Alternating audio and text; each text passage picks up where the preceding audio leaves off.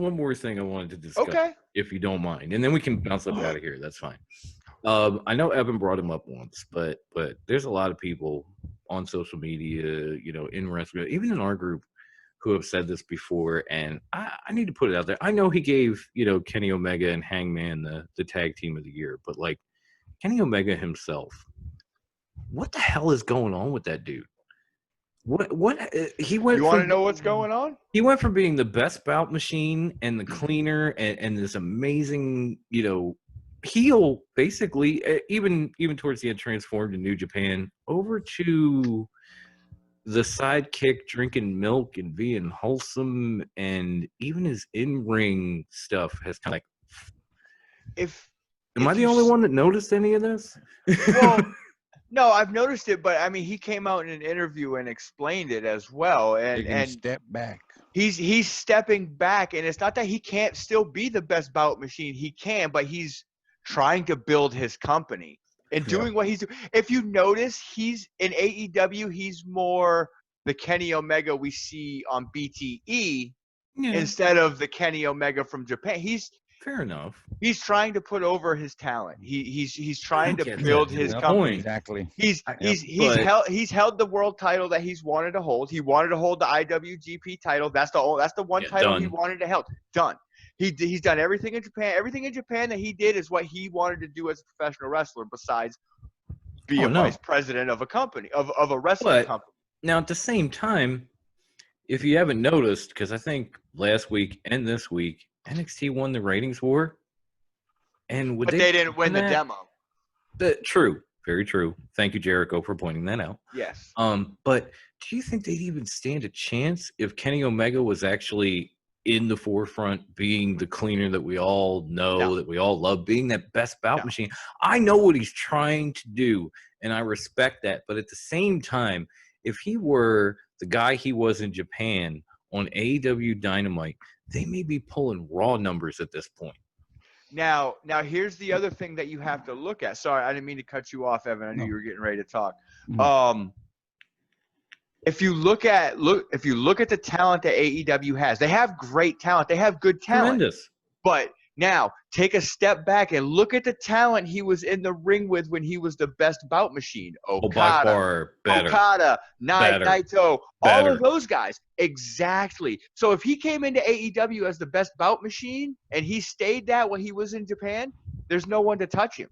Oh, I know. I'm not saying coming in. You know? Don't get me wrong. I understood it coming in. It's like the Elite, where they were kind of like getting beat up and losing title matches and doing whatever. And you got it because they were trying to put other guys over. But at the same time now, you see the Bucks starting to come up. You see Cody with the TNT title. You see all these guys. And now you also start to see NXT catching them in that Wednesday night war. And you're thinking, it's about time we get a best bout machine going on.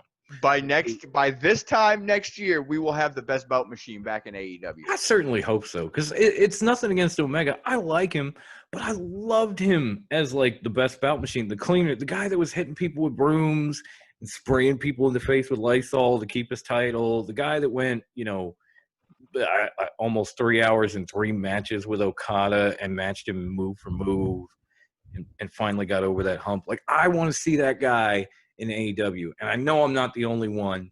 Mm-hmm. And if they were able to do that, then you don't have to worry about winning demos. Like, you're going to destroy NXT. You're going to prove Seth Rollins wrong too, because he's been bitching at Kenny Omega something hardcore on Twitter. Kenny's done shit that Seth Rollins will never touch. Yes, he really has, but that's what I mean. But Seth is on that other level in America where Kenny is not. Like people always, and I don't, but a lot of fans, a lot of media, a lot of whatever will disqualify Japan because, things are different over there. And they are to a point, but Kenny can be just as good, just as big as Seth Rollins doing what he did in Japan here. Mm-hmm. He just hasn't. They just got it. They got to get they got to have the time to get the right talent in there for the best bout machine to come back. Yeah. But that's to me, I think they have that talent, because you saw like the match with him and Pac, which I was going to put close to match of the year, where he actually looked like the cleaner. Like he took everything Pac had. He fought back. He did all, move for move for almost 40 some minutes, and it was probably his best match in AEW, at least in singles competition. And you thought, okay, we need this guy. And then all this stuff started with Hangman and all this other. And no offense to Hangman, I love him. He's from Virginia. I'm in Virginia, but he wants to get Hangman over. I understand, but like at the same time, he's about as over as he's going to get. And if you remember back to Japan, Hangman was like Kenny Omega's weed carrier. Yeah. And now you're trying to like push him to the forefront. Like, no, let him be your weed carrier again. You have so much more to offer. No, absolutely. Absolutely. I mean, am I wrong? Tell me. I think what it is we're seeing as fans, we're looking at Kenny Omega the wrestler and not Kenny Omega the businessman. Yep. Like Brucey said, he owns this company. This is his company that I'm an investor in, or not just I'm working for, but right. I literally own this company and make or break decisions that can crumble the empire. And putting himself, he's smart. He's been around the block. He may be new to the American audience and national TV, but I've been watching the guy wrestle in armories for decades. And This guy knows the business. He hears the criticism. When they first built the company, they needed to put the belt on someone established. Duh, you want a face that somebody knows. Right. So they got Jericho. When it came time to be the guy, he couldn't be the guy to be the first one against Jericho, because why? That would be what New Japan did. You're distilling their ideas. Jericho, yeah, Omega, or that would just feed into what trolls say. And once again, they're going to put themselves over. He refuses to feed the trolls. He's a businessman. He sees that they have these partnerships, they have their sponsorships, they have these people, the puppy rescue agency begging to work with them. They have so much to grow. And let's not forget, they haven't even been around for 1 full year yet. Yeah, so true. He gets it. He's sitting back in his business suit, talking, business waiting. Talk with Tony Khan, well, understanding that as I'm booking shows and as we're booking talent and we're trying to figure out what to do, I don't have time at this moment as I'm laying this foundation and groundwork for my company to be that guy, to be the guy doing the interviews, to be the guy doing these 5-star matches. I have to be backstage. For all we know, he's in gorilla position, calling cues. For all we know, he's working with the referees. For all we know, he's working with commentary. He has a lot of hats that we don't see. That's what I mean. We're judging Kenny Omega, the wrestler, not the businessman. And that's where I can take a step back and I can see, I get it. Now is not the time. The company's been around, like I said, 8-9 months barely. Let them be around for a few years before we start saying who hasn't been pushed and my who's biggest been buried. No. I'm not trying to get all uppity on you guys. He has so much talent and so much charisma. They can flip a switch. The reason I brought it up now, right? The reason I brought it up now is because you talk about a guy who's like EVP, wears so many hats, does whatever. How about Cody? That's why he got that TNT championship, and he is putting on 5-star matches weekly, and that's what they need from not only Cody but guys like Kenny, guys like the Bucks. The people watch AEW because the Bucks are there, Kenny is there, Cody is there. And when you bring in other guys, of course, you want to push them to the forefront. And when you bring in guys from other companies, of course, you want to give them title matches. You want to give them opportunities too, and I get it. But at the same time, if you have this in your back pocket and you can pull it out and you can, basically just crush an opponent, why not do it? And this is where I'm gonna differ from your opinion here. Mm-hmm. You're saying that if Kenny Omega jumps in, that we're gonna just crush and we're gonna get ratings people flying in. I think. I'm saying it's a combination. In my opinion, though, those Kenny Omega fans, those ones that were watching in New Japan, those ones that were the cleaner and they wore the shirts and they were the merch and they're behind him, those are those same 70 or 700,000 that are already watching. They already have them. But I'm saying like the combination. I'm not trying to be pessimistic, and I hate to be that guy, but I just don't see magically a million new fans flying in saying, that's the Kenny I wanted, and turning on like magic. And I don't see it. I don't see him. I see and I know a lot of people that are like, this isn't the Kenny I remember. I'm not watching.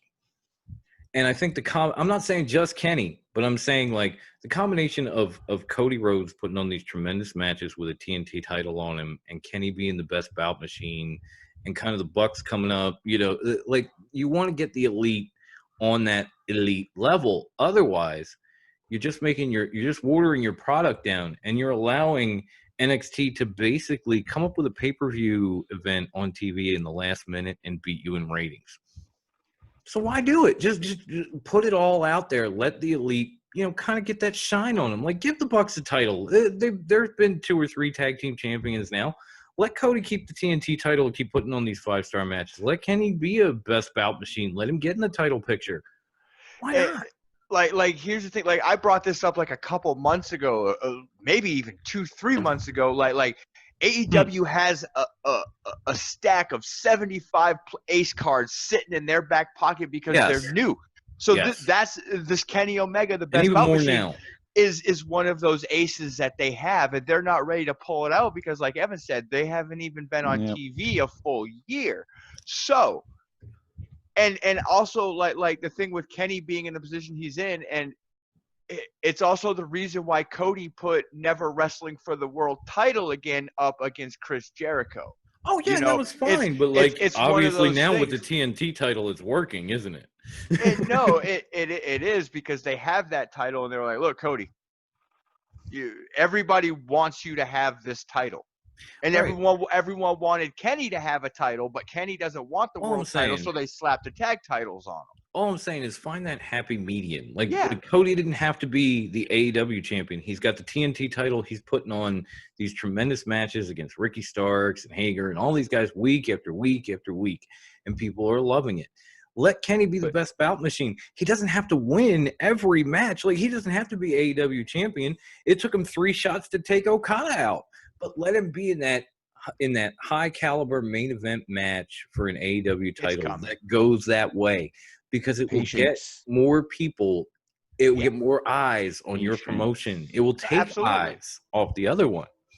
Absolutely, and it's like I agree with you. And Evan just said it perfectly. It's us as fans have to have patience. No, that's true. That's why I'm saying it's easy to judge a Seth Rollins who's had multiple WrestleMania main events and multiple WrestleMania spots to be like, oh well, he's falling, whatever.